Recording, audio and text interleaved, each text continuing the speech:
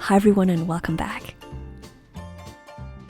In this video, I'll show you how I hacked Elmer's Squishies so we can make super soft mochis with it. Here's the original version, which is quite flexible, but the texture is still fairly dense. Using a few experiments, I figured out exactly what the secret solution is and what we can add to it to make it squishier. By the way, if you like making cute stuff, then please check out my new manga drawing book. There's a whole section on how to design kawaii faces, which is very useful for crafting as well. So everything started with this video where I tried mixing different types of squishy liquids with glitter glue to see which one was most similar to Elmer's Squishies. The results were interesting but not that practical for future use. For this video, I decided to get a second Elmer's kit and do some more experiments that can actually be used for DIYs. This is their glow-in-the-dark kit, and it comes with 2 cups of mixing sticks, 4 packets of secret solution, 2 glow-in-the-dark glitter glues, and a small UV light that can help your squishy shine brighter. You also get these 2 3D plastic molds, and the quality is pretty impressive for a toy. As mentioned in the previous video, I'm not a huge fan of the character design here. I feel that all of these look unfinished and they're not very emotionally appealing. I noticed that all the names they used are the most popular baby names from the past few years. I think they were hoping for kids to find their own name or their friends' names as a way of building an attachment to a particular character. But aside from that, I just don't feel these match up to other gender-neutral franchises like Pokemon or Animal Crossing. For the next part, we're going to revisit the silicone rubber that I tested out in this video. If you've watched it, then you'll know that this is a 2-part liquid silicone that I bought from an industrial shop for mold making supplies. It has a Shore rating of 0.0, which is the softest texture for silicone. It also has a mixing time of 1 minute and a curing time of 60 minutes. In that video, I already noticed that this is identical to Elmer's Squishies. A viewer left a great comment under there saying that you can add something called deadener to make the texture softer. So I went ahead and bought a new kit containing Shore 10 silicone and a bottle of deadener. The instructions say that you can add this to silicone to make it stickier, which is useful for attaching prosthetic pieces onto skin. It doesn't explicitly say that it makes the silicone softer, but I'm hoping that's also the case. You can add between 5 to 30% of the total volume in deadener.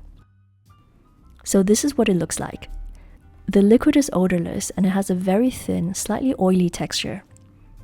It's very hard to find any information online about exactly what's inside here or how the chemistry works. If you look up silicone deadener, which seems to have a few different spellings, you will only find branded additives for use with existing products. So my logic is that if this deadener works with the same brand of silicone, then it might work with Elmer's Squishies as well. To find out just how similar Elmer's is to Shore 00 silicone, I'm going to do the following forbidden experiment.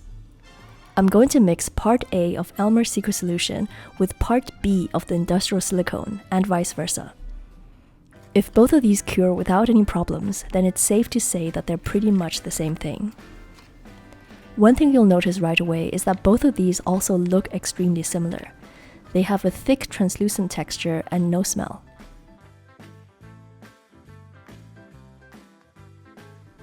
To make the test fair, I'm also going to add the glitter glue, which is a mandatory step in all of Elmer's Squishies DIYs. I think this step is used to make people believe there's something inside the glue which is required for the squishy to succeed. It makes a lot of sense because Elmer's is most famous for slime making, and you really do need PVA inside the glue for slime to work. However, PVA is not actually used for squishies, and this step is essentially optional. But I do like the fact that the glue adds some color and it bulks out the volume of the final mixture. Once I've filled the mold up, I still have quite a bit left over, so I'm going to start adding the silicone deadener. Because this is all experimental, I'm just eyeballing the amount and I can only give an estimate of how much is actually inside. This first one only has about 10%. Then I'm going to add some glitter and some more deadener to the mixture. I noticed that adding glitter glue tends to make the squishy look cloudier, although in this case it does provide a glow-in-the-dark effect. However, for best results, you should always add loose glitter directly into the silicone. I'm guessing that this one is about 25% deadener. Now I'm moving on to the second batch of silicone. This time I'm starting with part A of Shore 00 followed by part B of Elmer's secret solution.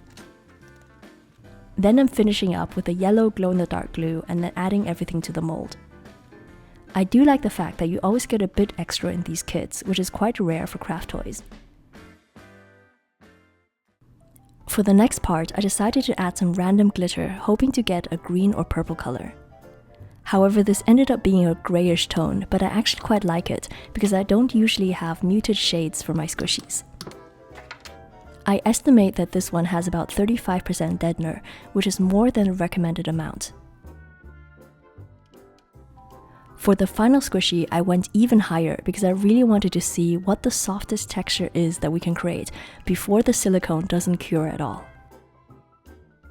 These should technically cure after 1 hour, but I left them overnight just to be safe.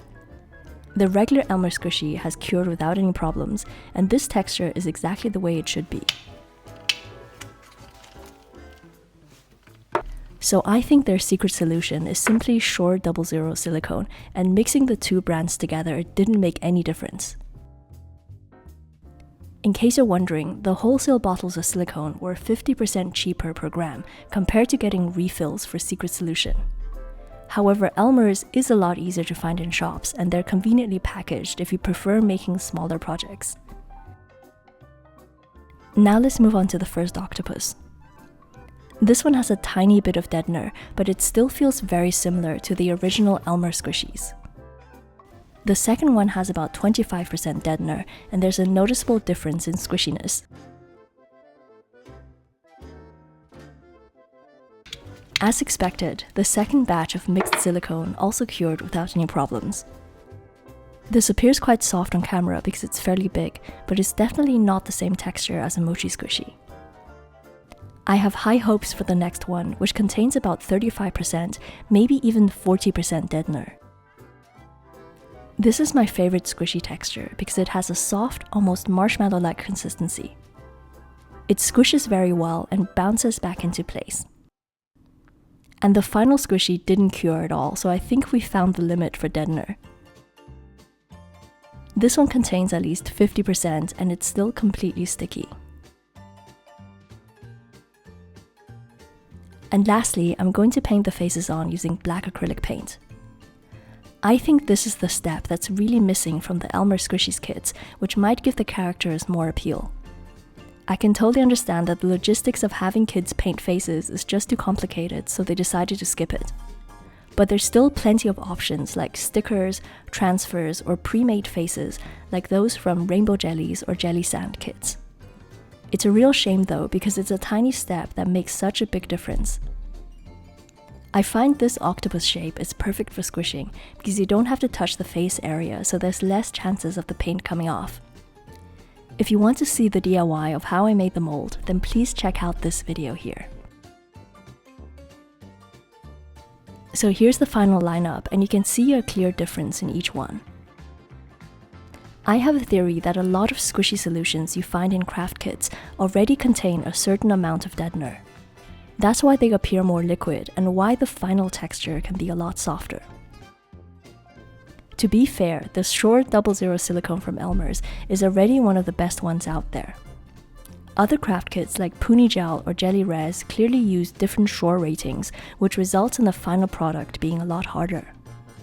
The implications of this experiment is that you simply need to use Elmer's secret solution plus some deadener, and you can freely adjust the softness of your squishies.